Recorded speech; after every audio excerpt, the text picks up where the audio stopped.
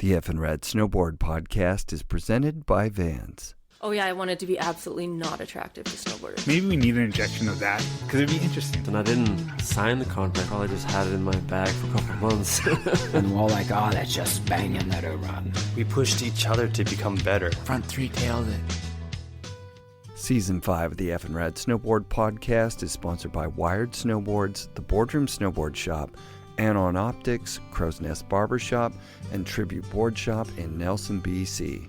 Support for the show also comes from Mount Seymour, Grouse, and Cypress, which are the 3 local mountains here in Vancouver. Thanks for tickets, guys.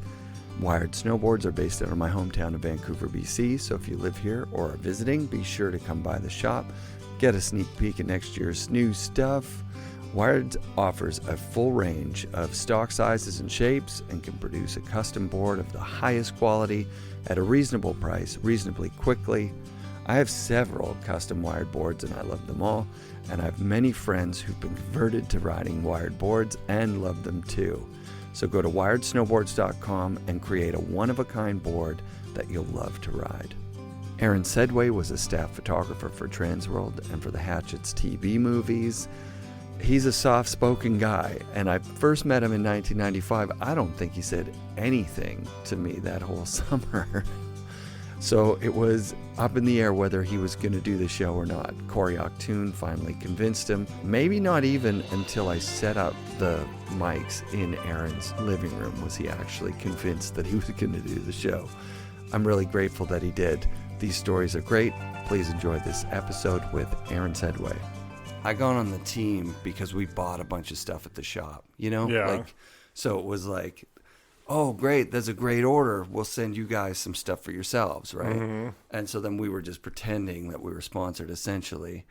And then I rode with them in Montana at one of those Transworld meetings. Yeah. And they're like, we're going to make boards, and, you know, we'd be honored if you rode our boards. And I was like, oh, dude, you guys have no idea. I am just like a weekend warrior guy. You know what I mean? Mm-hmm. Like, they were just impressed by anyone who could, you know, make it down the hill. Do a backflip. I remember I did a backflip for them, and I was with. Did you ever meet or work with Rob Gracie?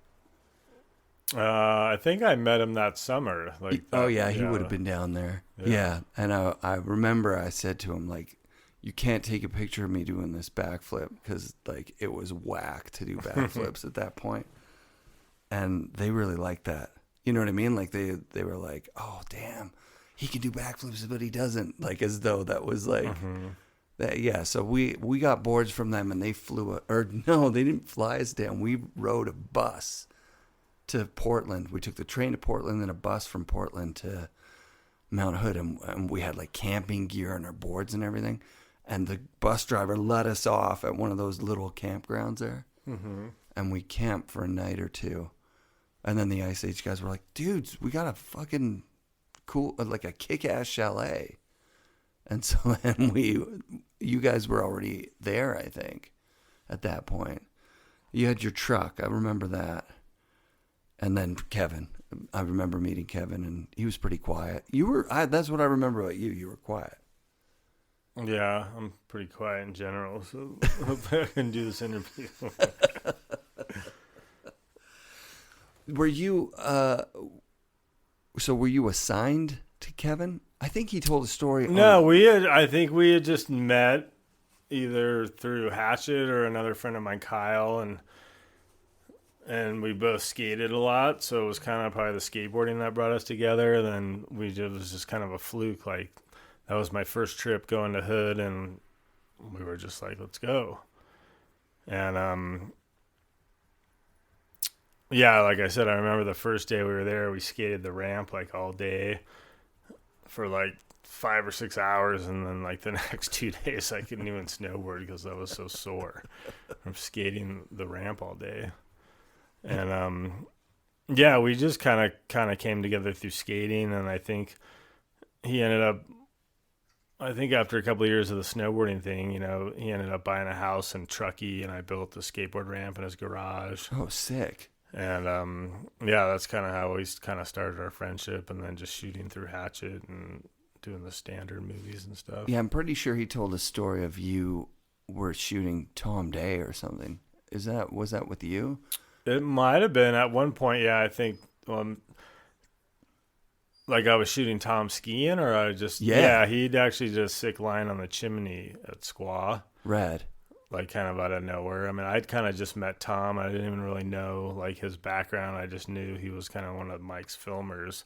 Yeah. And everybody was like, "Oh yeah, I used to like ski in Warren Miller movies and like whatnot." And Rad.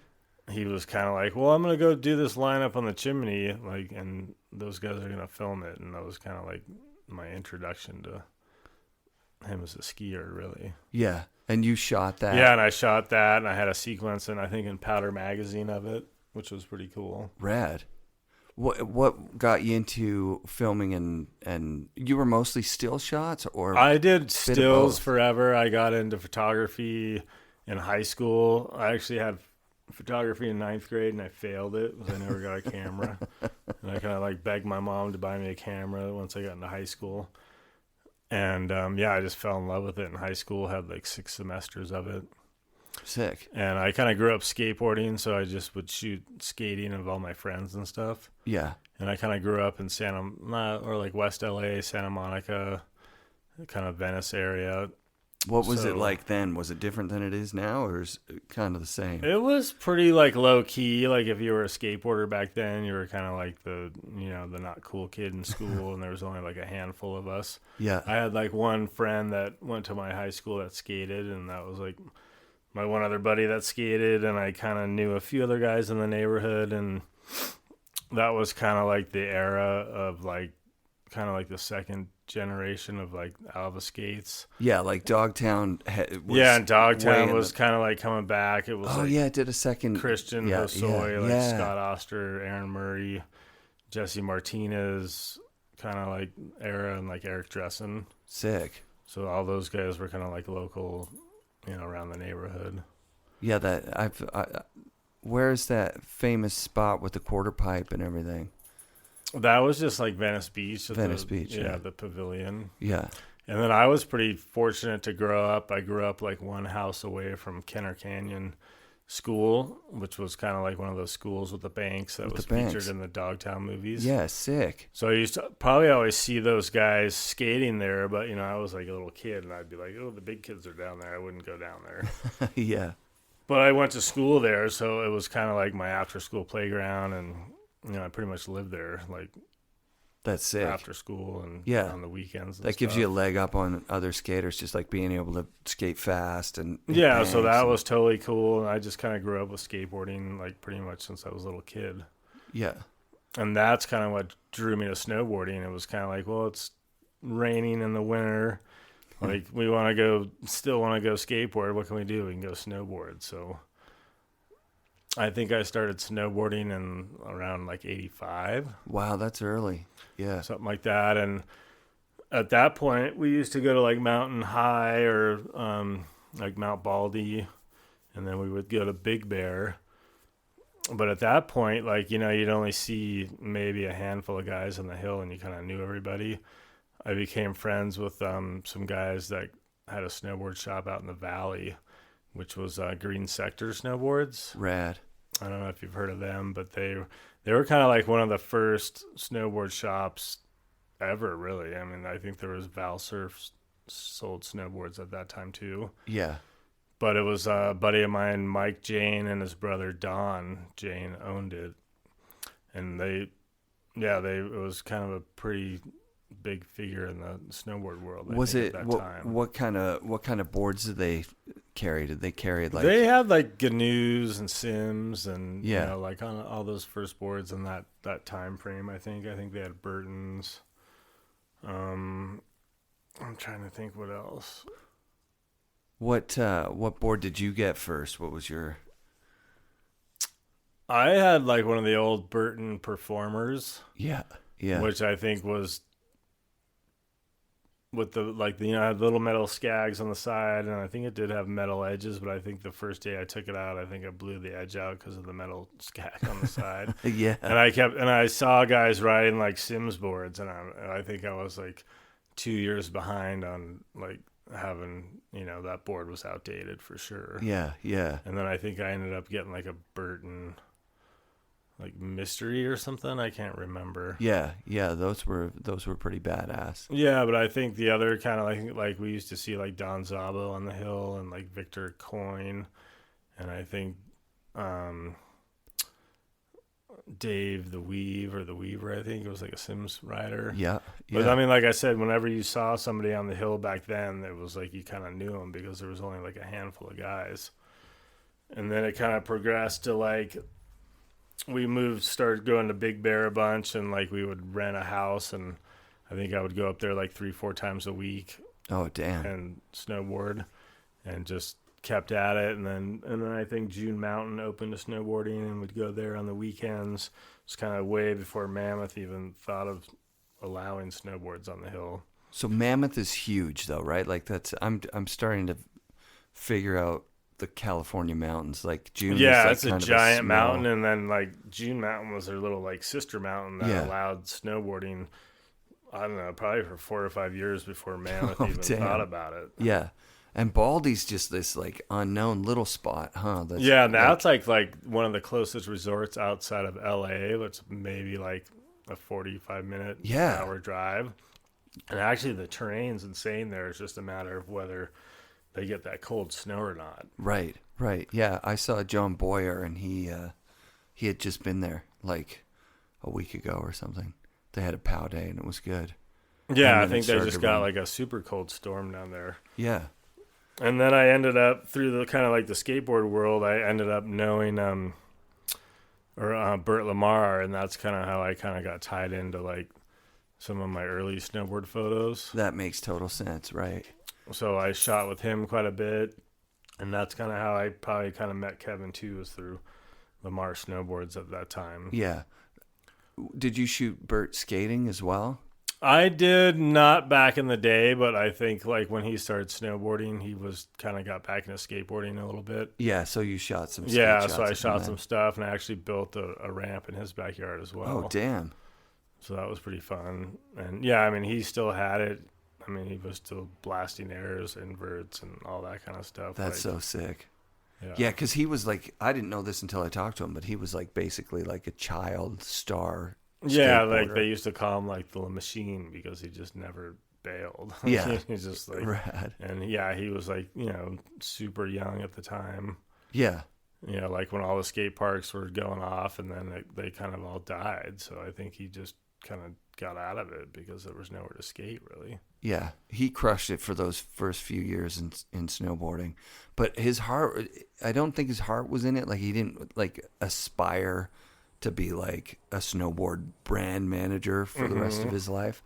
Yeah, I think he got the golf bug and just totally got into golfing.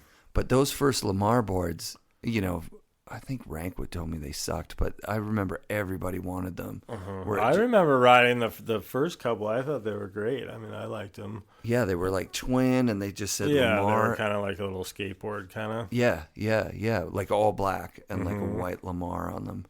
And they kind of had like a funky shape. Yeah. Those, I thought they, I remember seeing, I think Brian Harper or somebody had one, and seeing it in real life and being like, oh, it's so I sick. think he was riding for them for one time too. Yeah, I think, right. So I went to Mount Hood in 1990 so that would have been 5 years before we met there for Windell's camp. And I really thought, oh man, I'm going to get sponsored. And this is just like, I dreamt about it before I went there. And then I got there, and I really sucked compared to everybody else. Because we just have golf hills where I'm from. Like you'd go to the golf course and ride at some feature, like the side of like a sand pit or whatever, and launch to flat. And I got to Mount Hood and I couldn't turn or. Yeah, but even Mount Hood, I mean, it was all like pipe, or it was like jumps. Yeah. I guess. I remember, I mean, I went maybe a handful of times, but anytime I went, I was going with like Noah and like Jim Moran and some of those guys, and like they never even wanted to go snowboard. They just wanted to go ride their motorcycles and like skateboard. So Like, if we even got on the hill, it was like, okay. Was that because it was so expensive to get on the hill, or they just No, it was they too just much fun they shit didn't to want to do? go snowboard in the summer. They wanted to go, like, ride their motorcycles and the skateboards. Yeah, know? that's sick. You guys would bring motorcycles to Mount Hood. Is there good terrain around there? There was definitely some tracks, like, around there that they Yeah. would ride. Yeah, and there was lots of good skate parks the whole way through. Yeah, and just the skating, like, at Mount Hood was good. I mean, at that time, too, I mean, the skating was kind of, like, dead. Like, there wasn't really that much to skate, so there was always ramps there. And, I mean, I think at one point Noah had a skate park in Sacramento back at that time, like, in the early 90s, Wow. that he was partners with, and that was kind of, like, one of the only parks around the skate, too. Yeah, that makes sense. He was so good. At Yeah, and that's skating. kind of how I met those guys too in Tahoe. It was like the first year I moved there, I had a buddy, or my neighbor was kind of a construction guy, and he was building a house across the street, and it was all like framed in and kind of a shell of a house, and we were just like let us build a couple ramps in the house to skate, and like he totally let us do that. And so I got those, like, Noah and Aaron Vincent to come over to come skateboarding one day. And kind of that's how our friendship started. That's really And sick. I had like a little quarter pipe in my front yard to snowboard on, so we shot some photos on that. Wow. So that was pretty cool. Where did you learn to build ramps? Because it sounds like you built a lot of ramps. It was kind of just, if you wanted to skate a ramp, you kind of had to build it. So like at that point, I just kept building them. And yeah, anytime a friend wanted one, like I got the call. And Yeah, I built a couple, and the first few of them were really janky. I couldn't figure out how to do the transition from the end of the transition to the flat. I just couldn't figure it out. yeah, I think it was just trial and error for me. Yeah, then once we figured out, instead of making a 4-foot high mini ramp where it cuts right down to the ground, you just leave that. You cut it into so it matches up with a 2x4, right? Yeah, for the half pipe kind of. Yeah, man. Yeah. That was a game changer for me. Yeah, I think I definitely ordered a couple plans from like the Thrasher, like build your own ramp kind of thing, That's rad. and it just kind of like went from there. Yeah, we But nailed that's them kind of together. like what we had to do back then because there was nothing really to skate. So Yeah, the skateboarding's done that thing where it's like popular as hell and then everybody breaks their arms or whatever it is, and then it's like you can't sell them to save your life. And yeah, exactly. And then even when I moved to Tahoe, there wasn't really much to skate, and I think someone else had like a half pipe in the neighborhood, and then eventually we kind of talked North Star into like letting us build a kind of a skate park there at one point, and we ended up raising a bunch of money, and we actually had like a really nice mini ramp and built like a full-size vert ramp.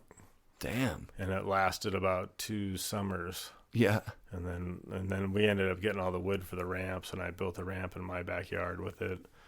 And then I think Aaron Vincent had the vert ramp for a number of years. Oh, that's sick. After, so that was kind of cool. So most of these guys, how much skating versus snowboarding's going on? Because you're talking like Palmer, AV, Noah.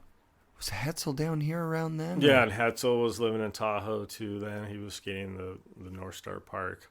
I mean, they would skate whenever they could. I mean, obviously, like Noah and AV kind of grew up probably skating, a lot more like before they started snowboarding. And I'm not really sure how they both got into snowboarding, but yeah, it seemed like a pretty easy transition for them.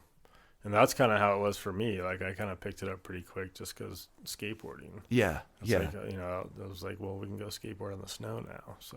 So you guys would snowboard all winter, but then basically put it away in the summer. Yeah, and then just kind of try to skate all summer. Yeah. Yeah. Because that would help your snowboarding for sure, right? Like that's. Yeah, it was just something I always did as a kid. So What part of Tahoe were you in? I was in North Lake Tahoe Okay. the whole time. Yeah. And those guys lived in Truckee, so it was kind of like... Which is kind of right there, right? Like Yeah, but it was kind of weird. Like, living at the lake was kind of like going to Truckee's was like going to Reno back then. Like, I don't want to go to Truckee. It's No, like a everybody lives in 15-minute Truckee. drive or Yeah. something, right? It's not that far. And then I Everything's got close here. super lucky. I moved up there. I think it was either 91 or 2 winter, and it was like the first winter after the 6-year drought. And everybody was kind of like, well, why do you want to move here? There's like a 6-year drought. And sure enough, like they just got slammed like that winter, my first winter there. Rad. Like we were almost just like buried. It's like I almost had to like relearn how to snowboard all over again because it was just full on powder. What place would you have a pass back I had then? a pass at Homewood that year and just pretty much like relearned to snowboard that year Yeah. because it was, just like powder every day. That happens. That happens And here. then I think the next year I started getting a squaw pass, Yeah.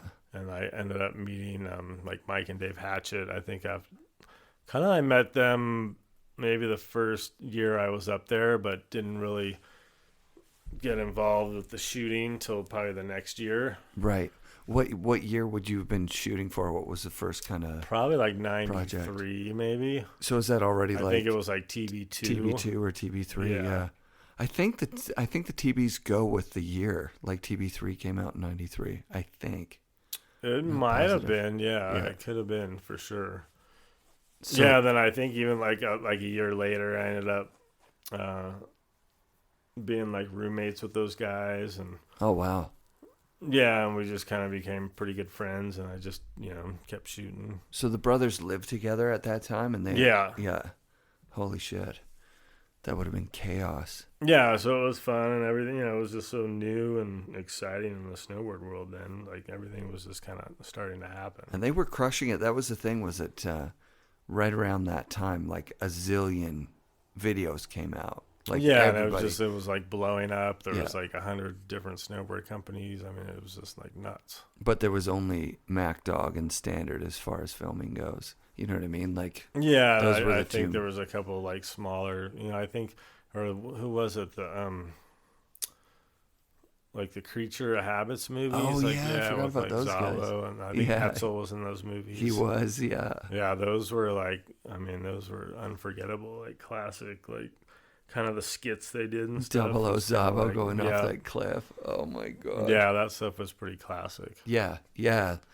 I forgot. Yeah, that would play on repeat in the shop. And I think for sure. those guys were kind of like the Southern Cal, like kind of guys at that Shooting time. guns and stuff, I remember. There's Yeah, and a I think lot they of started guns. doing the first like moto movies after that. Oh, yeah, Krusty Demons Yeah, of the Dirt. Krusty Demons movies. That I was think it. John Freeman, I think, was the filmer. Yeah, that makes sense. So as soon as you start filming, is that kind of like your full-time gig, or is that just something that you're doing on the side for... The photos or the... Oh, wait, were you shooting photos for I shot Standard photos for Standard for like 8 or 9 years, and I was senior photographer at Snowboarder Mag for about that many years. Rad. And then I got burnt out, and I kind of switched to shooting the 16 millimeter film for Mike Yeah. for like another 7 or 8 years. Oh, wow. And then it kind of switched to the, all the high definition like VH or the video cameras Yeah. stuff. Yeah. So that's fucking nuts. So yeah, I picked it up pretty quick just because I had, my eyes pretty good. And Yeah. he was always like, yeah, you should try shooting some film, like, and like, sure enough, like as soon as I was getting shots right off the bat. So. Oh, that's epic. Yeah, it's kind of like going to Yeah, and it was snowboarding kind of from fun to skateboarding. see everything come to life after shooting like stills for so long. It's like, oh, I get to shoot like movie stuff now. So when you were shooting with Kevin that year I met you, you were shooting stills. Yeah, all Actually, you stills. might have shot the still for the Ice Age ad.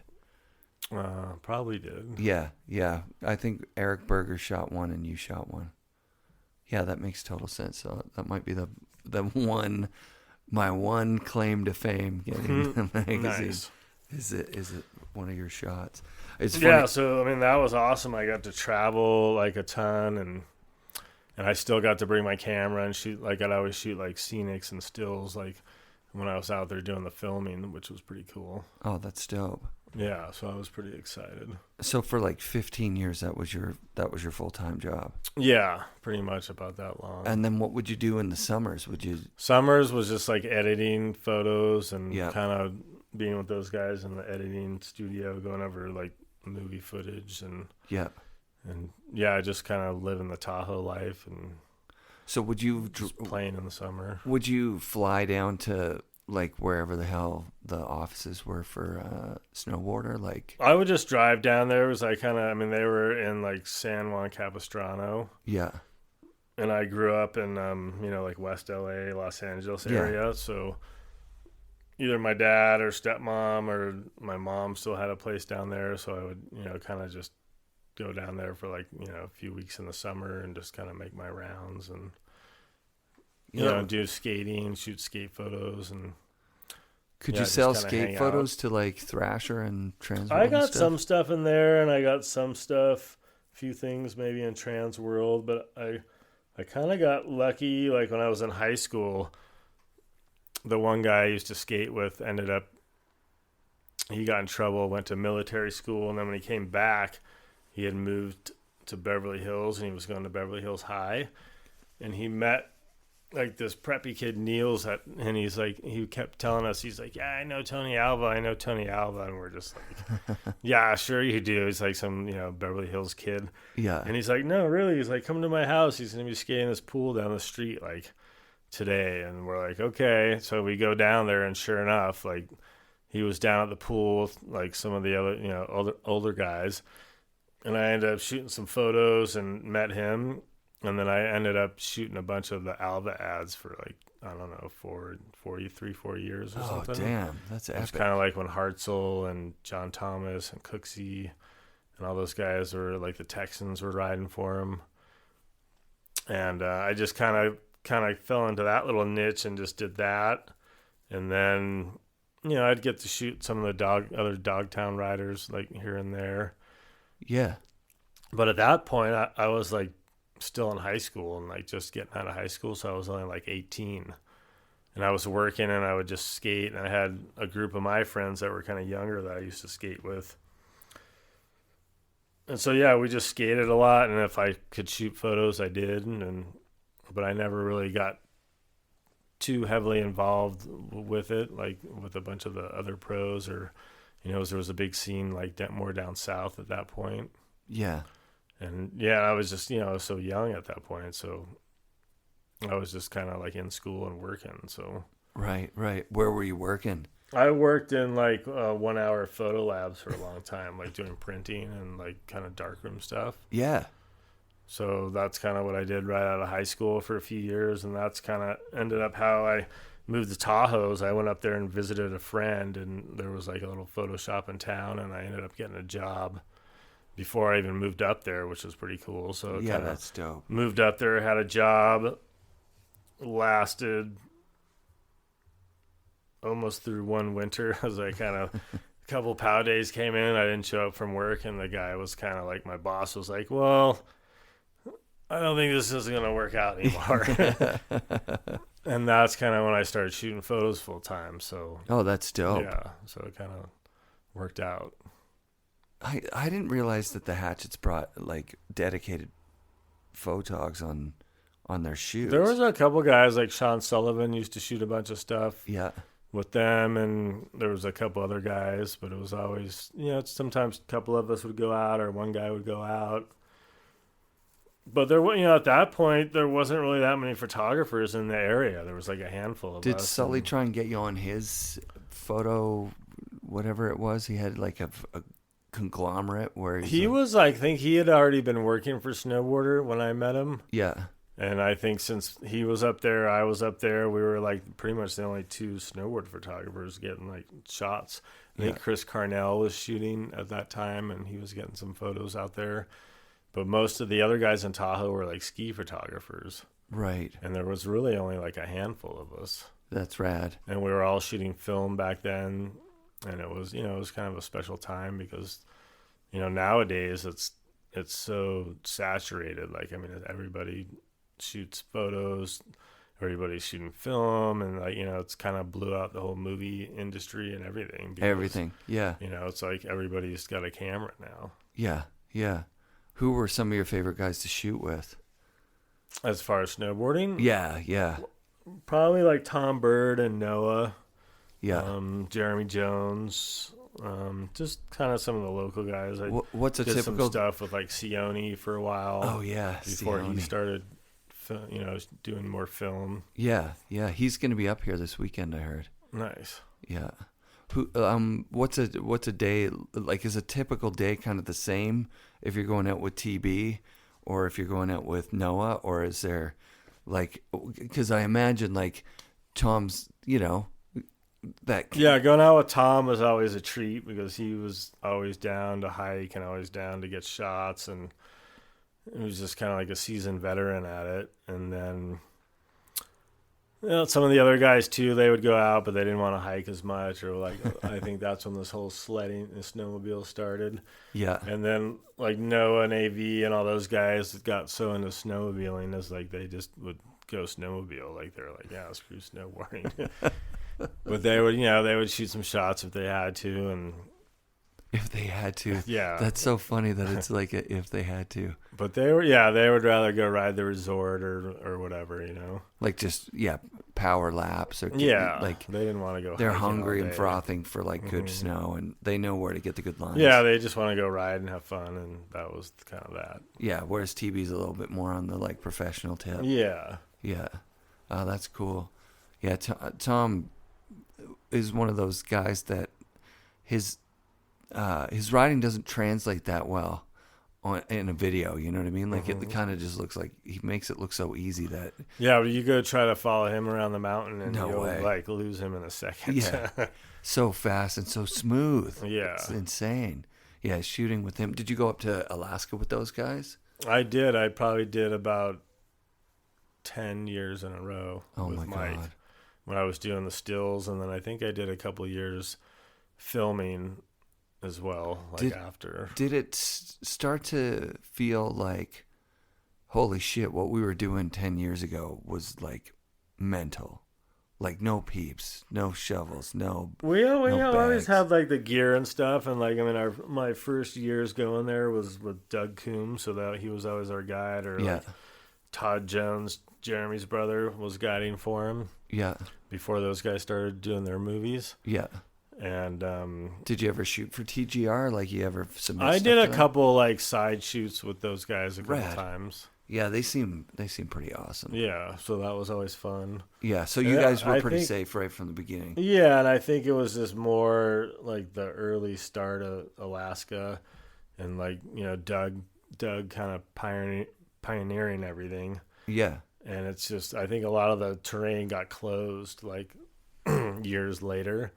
Like they kind of like everybody started going there, and like I think the Forest Service was just like, wait a minute, everybody, like wait a minute, you can't go Really? all over the place, and they kind of like shut down certain areas that you could fly, and Oh, that's cool. yeah, so it became a little bit different. I Like think. you got it when it was Yeah, it was kind of just like go just where you go. uncharted territory at that point.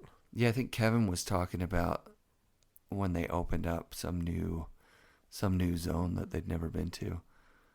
They had to take a plane in or something. Like it was far away. Yeah, I think we did a couple of trips like that, and we we went to Skagway one year until we got botched. We just got like bad snow. Yeah. Didn't really get any filming, and I think that year some of those guys like Noah and Mike and a couple other guys went and did like a plane trip to go scout some other areas, and they actually flew over Haines, and they were kind of like, why are we over here? Why aren't we over here? And that's kind of how like the Haines thing started, because those guys ended up flying over it, like just going on a scouting mission one time. That's rad. And that became like kind of like the new mecca of like Alaska for, a number of years. Yeah, years and years. Mm-hmm. And Oh, I think it's that's still sick. going pretty strong. Yeah. The videos are gone now, you know what I mean? Like, so it's just like, I don't know what Alaska footage looks like now. I guess like Travis Rice did a thing up in Trujillo. Yeah, that zone looks amazing. Yeah, it And looks then really good. a buddy of mine, Jason Champion's a guide up there up in Alaska, and he keeps asking me like, where did Noah ride Super Spines, because he's up there like every year, and I guess nobody has ever ridden it again, because I think Doug Coombs was the only one who knew where it was, and I think it might have fallen into one of those zones that you can't fly into anymore. Interesting. And the other thing too was like when we shot that, it was like, I think it was like 8:30 at night, and then like it only had like sun on it for like a half hour. Right. And you know, now people can't, everybody has to come in at like 5, you know, like way before it gets dark, you know, for safety reasons. Right, because you guys were pushing it right to the end. Yeah, and I think Coombs had found it at some point, and it was probably just a total fluke that we even got to ski it that day, and it just that everything lined up and the snow was good and we were out there.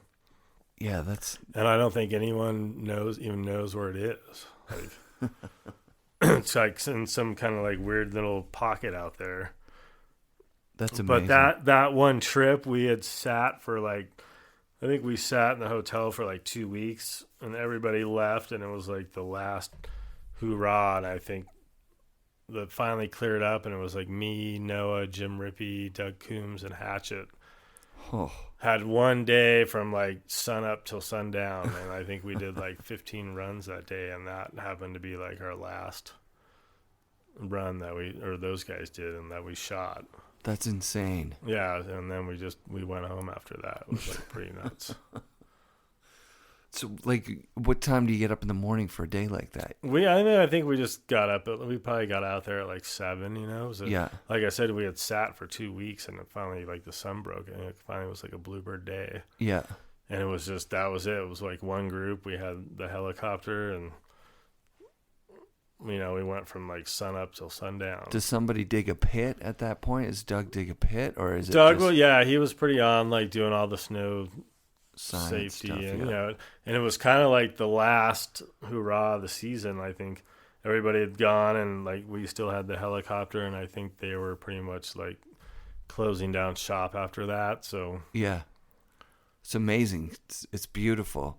That I was talking about, like, the size of the cliff drops back in those days as well. They were really, really big, and that Alaska stuff was really just extremely gnarly. Like, it was like, yeah, I mean, I think it was when like Johan had that one part. TB5. Yeah. Yeah, I think was kind of like groundbreaking, like Oh yeah. kind of stuff. Yeah, because all of a sudden there's a guy who's doing like legitimate freestyle. Yeah, and the Be big like mountains. if someone was doing triple corks or quad corks in Alaska, it just didn't make sense because the stuff he was doing up there was hard to do in a park setting.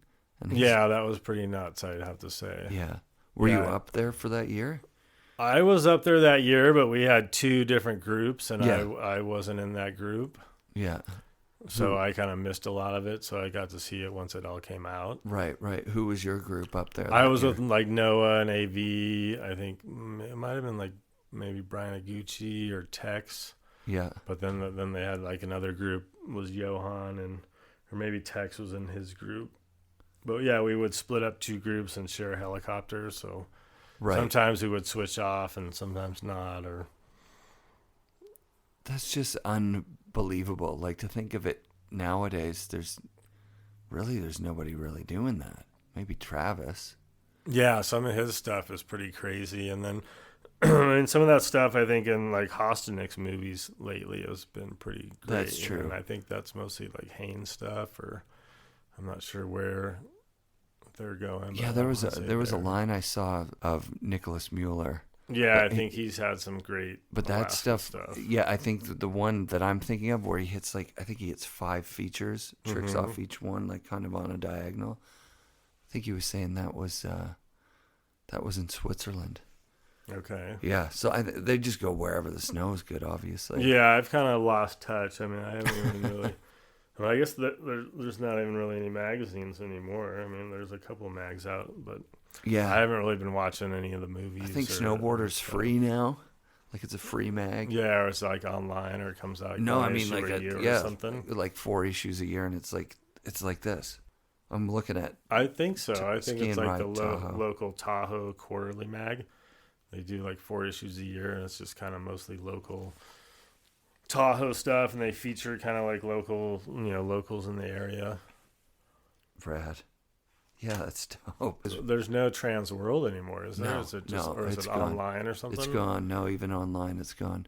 Yeah, it's funny how the mags used to be like phone books, and then they like kind of were like nothing, and now Thinning they're out like, a little. it's kind of hard to believe that there's not even any mags out anymore, really. Yeah. That they folded. It's But weird. then when you see kids, actually, it's not even kids on their phones. You see everybody on their phones now. Well, I think that's why too. I mean, I think that's why even all the movies, like, Yeah. you know, there's so much content on the web and you know, on the internet. Like, nobody's buying movies anymore. I mean, Yeah, and I think the level of riding too there, like right to at the tail end of when you were filming, like it was unobtainable. You know what I mean? Like it wasn't relatable to some kid that's coming into snowboarding. Like when I came into snowboarding at 89, 90, and I'm watching, you know, snowboarders in XL, Pocahontas, you know, New Kids on the Twalk, like. I felt like with a little bit of practice, I could do some of that stuff. You know what I mean? I don't think kids today would see even a mediocre snowboarder and be like, "Oh, I'm going to do that one day." yeah, it seems like it's changed. I don't think there's a big, you know, thing on free riding anymore, and I think the kids just are probably like into the pipe and what they see on TV or the X Games and. Yeah, there was a kid at I rode Boreal today.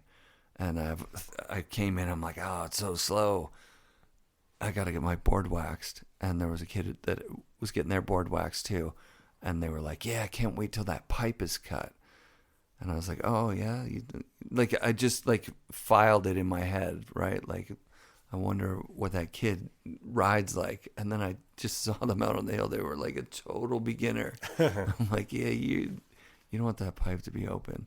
You want to just like ride. Yeah, learn how to turn. Yeah, get your turns. But so many resorts out here. It's insane. How would you choose what resort to go to? Was it just like whatever's closest to your house, or where the passes were cheap, or where I think it was at passes and like maybe even where. I mean, I guess at that point they all allowed snowboarding, but I think for Tahoe, like Squaw has always been kind of the mecca. I mean, the mountain there is just pretty insane, like steep and I gotta go check it out. pretty rowdy. Yeah.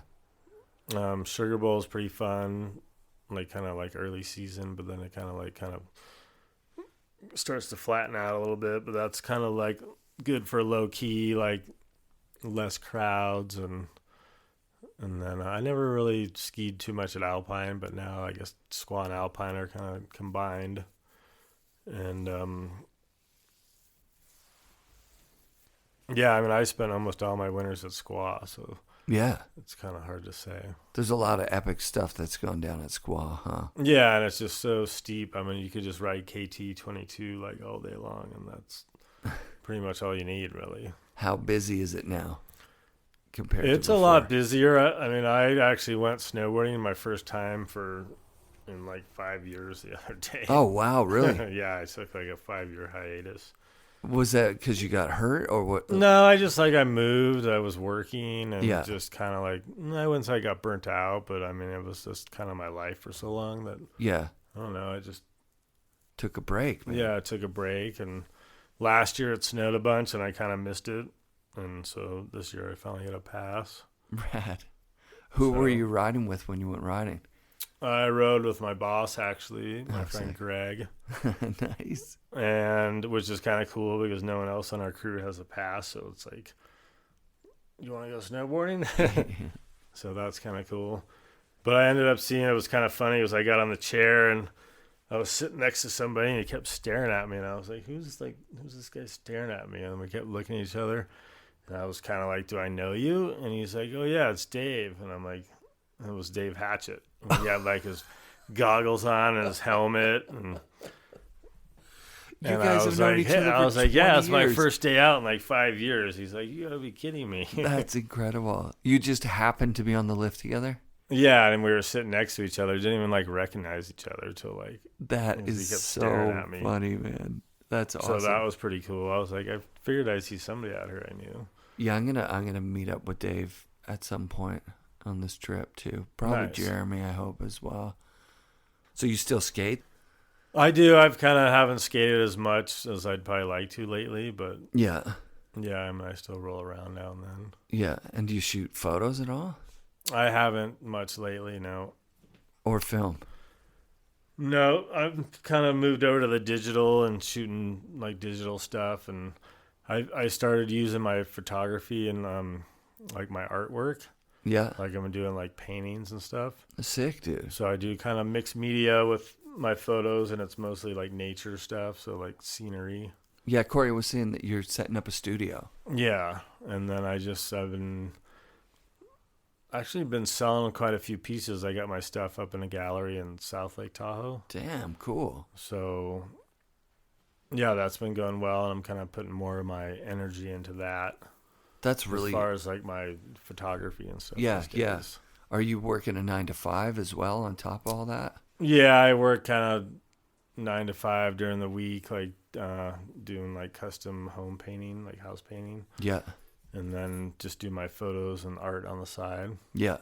But you're in a gallery. That's hype. That's awesome. Yeah, so it's been pretty cool. Like I've been doing them for about 5 years, and ever since I started doing them, I've been selling them pretty right off the bat. So it's been pretty cool. Seems like pretty much anything that you've put your mind to, you've been pretty successful. Yeah, and right I did some similar stuff with my mom's an artist. She's a painter. Yeah. And she had been using my photos for, like 10 years.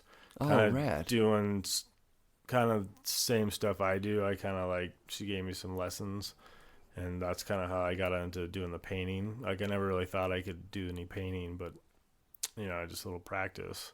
That's really cool. Yeah, so she's kind of stopped doing them, and I kind of took that over. And she kind of just works on her own kind of stuff. She does a lot of like mixed media kind of stuff. That's super sick. So Corey was mentioning that your grandfather was like, I don't know, one of the founding. He had some ties in the mob to like to like Las Vegas. Yeah. Back in the day, he kind of grew up and was like best friends with Bugsy Siegel. Yeah. Shit. It was like back in the mob, and they kind of started the Flamingo back in the day. Damn. So they kind of put like Vegas on the map, and I never really got to meet him because he was a lot older when he married my grandmother. I think she was like 16. He was probably like in his 30s. And I think God. he had passed away when my dad and his brother were like 10 and 12, and she ended up remarrying his bodyguard. Oh, no way. Which I knew like as my grandfather. Oh, I see. Yeah, that makes sense. Like she would have been close with that dude. Yeah, so they ended up, I think, the kind of interesting thing when my dad passed away a few years back is he did an interview for LA Magazine talking about a lot of the stuff, and come to find out that we might think that my dad was maybe fathered by the bodyguard and not the mobster. Whoa. So it's kind of some interesting, family history that I've been learning about lately. That's super interesting. That's crazy. Yeah, so it's kind of nuts. Yeah, that's absolutely bonkers when stuff like that happens in when you're all grown up and the stories. Yeah, you've it had kind your of whole explains a lot why like I don't know that much about my family history too. Right. But a lot of like a few years back, I went to Vegas, and they had recently opened like a mob museum. Yeah. And like all the memorabilia my grandmother had, my dad had, went to that museum. So that was pretty cool to go check out all that kind of stuff. That's insane. There's some nuts. There's some nutty stories too. Yeah, was that so? Was it Goodfellas or Casino or something? One of those movies was based on.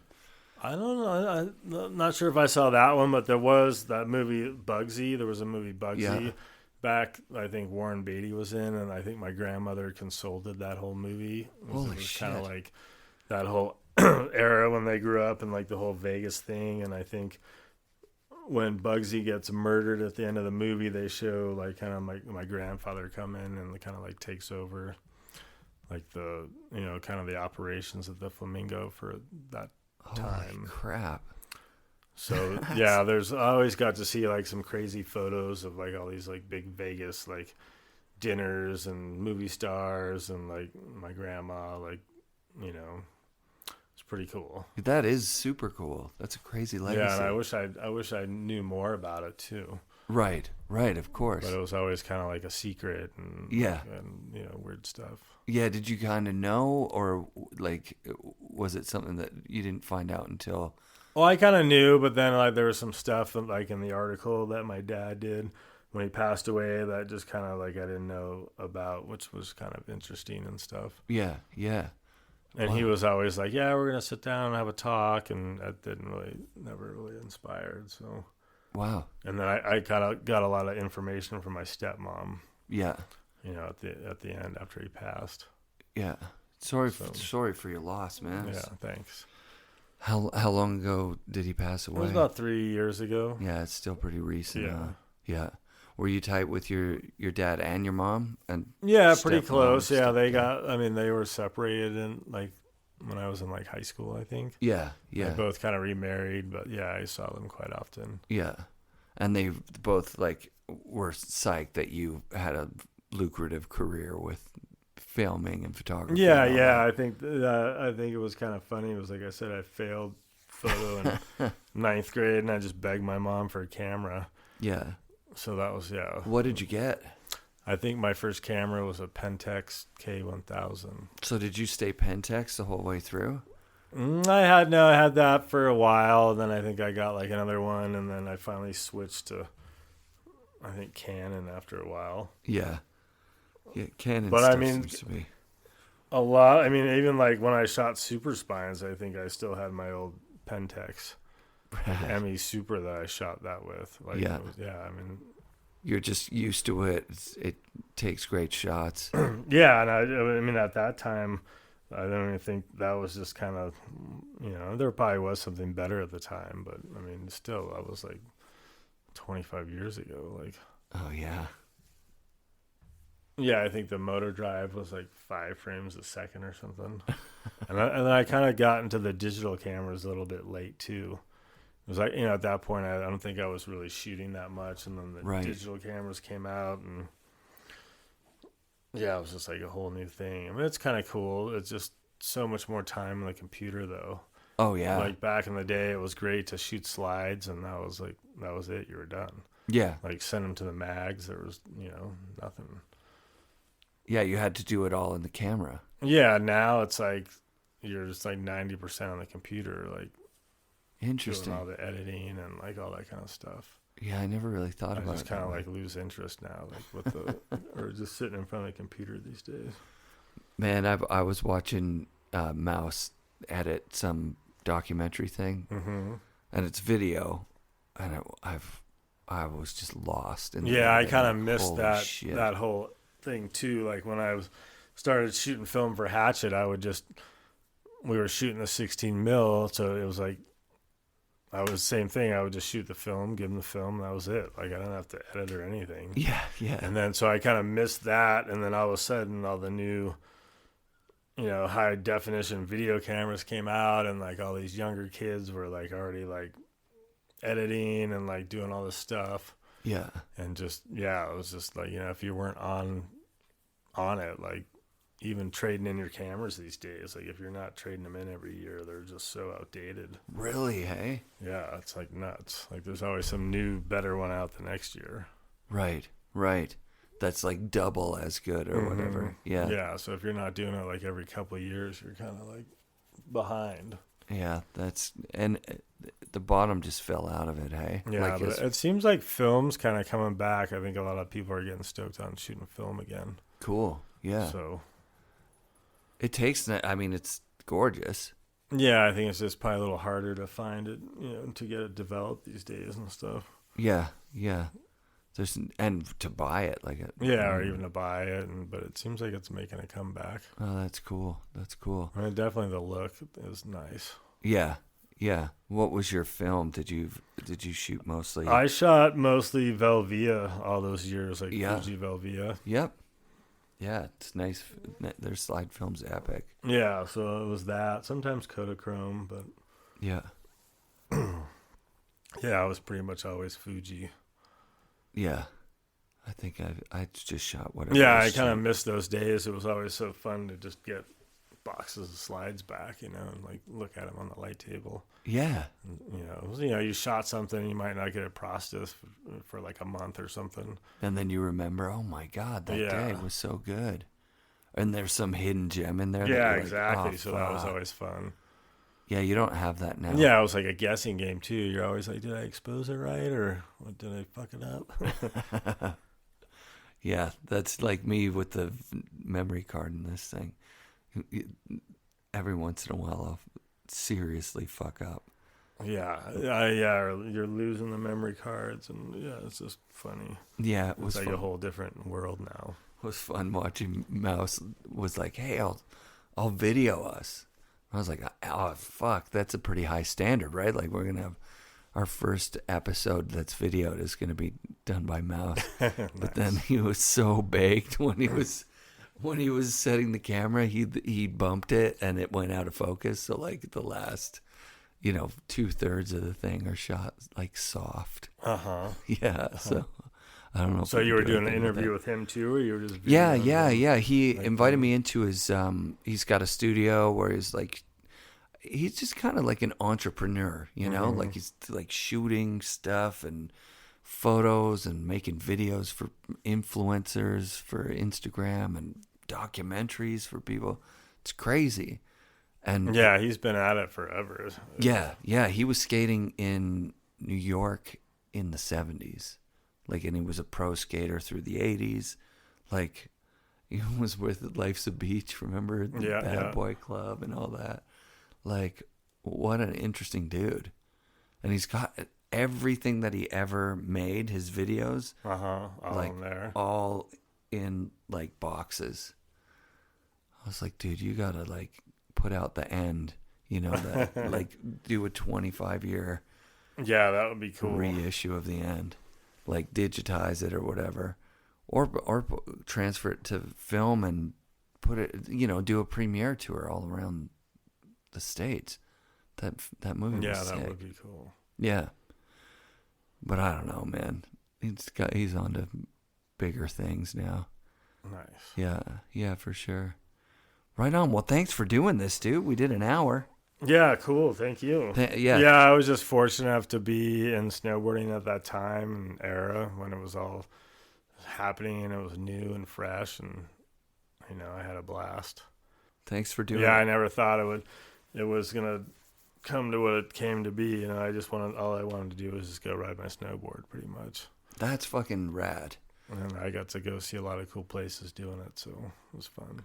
Did you get to take laps like some of these trips? We got to do, like a lot of free riding stuff in Alaska. It was kind of like one thing Coombs kind of lived by. It was like free ride 30. Like as soon as it was like midday and we weren't shooting, we were free riding, and That's amazing. we always got to get our runs in. So that was like always the bonus. Yeah, that's so sick. Yeah. Yeah, man. Thank you. Cool. Thank you. Aaron Sedway, that was fucking awesome. Good to see you again. Yeah, you 20 too. years later, 25 years later. FNRad shoutouts this week to Brian from Dekine, Nick from Salmon Arms, and Mark Duran from Hertel Wax, who sent me a bunch of Hertel's hot sauce, all temp wax last year. And I promised to give some out to the listeners of this show. So send me a DM if you're interested in free wax. I've used some and it works to make my board faster. Mark originally reached out telling me that Hertel sponsored the Burton team back in the day, so guys like Brushy and Craig rode their wax. I thought that was pretty awesome, so thanks, Mark. Also, if you're interested in how Aaron Sedway's grandfather was involved in some of the most infamous mobster stuff in U.S. history, look up the LA Mag article, Who Killed Bugsy Siegel? Alright, be sure to come back next week for another episode of the FNRad Snowboard Podcast, presented by Vans and brought to you by SIA Productions.